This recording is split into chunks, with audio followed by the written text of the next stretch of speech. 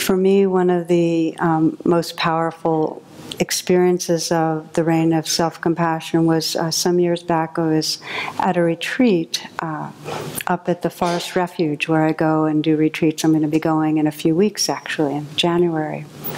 And right before going, I'd had a real busy period, so it was very stressed. I was kind of in a stressed, tighter place. And when I landed at the Forest Refuge and I started reviewing those weeks, I became kind of horrified at how I had been playing my life out from such an impatient and self-centered kind of place, especially if I thought of, with Jonathan, how I had been just really not very attuned or sensitive and just very self-absorbed. And it triggered off some judging that then went more and more into a very, very old place of, this is just plain unacceptably bad selfness, very, very deep. So I said, okay, recognize and allow it. And I said, okay, this is the trance. And I began to investigate and felt that pain of not okay. And as much as I tried, every time I kept trying, I said, it's okay, sweetheart. And I said some of the things I normally say to myself. There's some very, very deep, stubborn place that, go ahead and do that, but it's just plain not okay, bottom line, core not okay.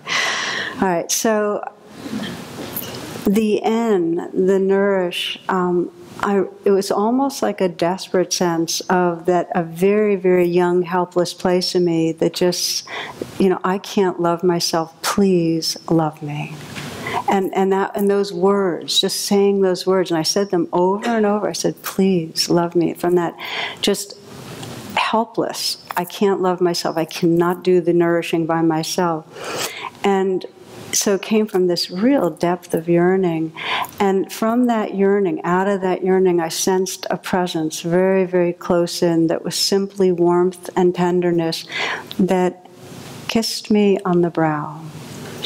And that kiss on the brow was absolutely like a loving blessing that vibrated and through my whole body in a cellular way as just pure loving, just flowing through me, pure care. And the more I let it in, the more the I dissolved, and that nourishing was just loving presence, loving what is. It wasn't a presence out there, it wasn't even me nourishing myself, it was just loving presence, loving. I started this practice then at the Forest Refuge with whoever I'd see. I would imagine in some way energetically that I was kissing them on the brow. And I know this sounds like a little invasive or whatever, but but it was very respectful. But it just energetically, that with that same just pure tender caring. And each time I would feel this exquisite sense of relatedness, not this like grand me kissing them, but just this absolute tender field that we were part of together. And it became my kind of custom designed loving kindness practice, where if I was feeling at war with myself, I would just imagine, I'd recognize and allow the trance and just investigate and feel where it was, and then just imagine that N of rain, that nourishing, that kiss coming in. And then I would offer it out. And it became, and it still is, one of the practices that cuts through the trance. And this is one of the gifts of the reign of self-compassion, which is that if you practice it, and it's like any other practice, you have to do it over and over, because the conditioning is strong to regard ourselves as a self that's deficient and doesn't deserve it. So it takes over and over again, even if you're just going through the motions. The language is neurons that fire together, wire together.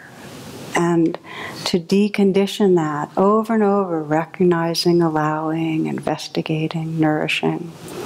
But each time you do it, pause after the rain practice, because the true flourishing of or flowering of the practice, remember Rumi's poem, the wildflowers are right after the rain.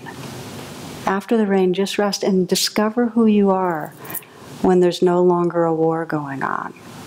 That's the question. Who am I when I'm absolutely allowing and caring for the life that's right here?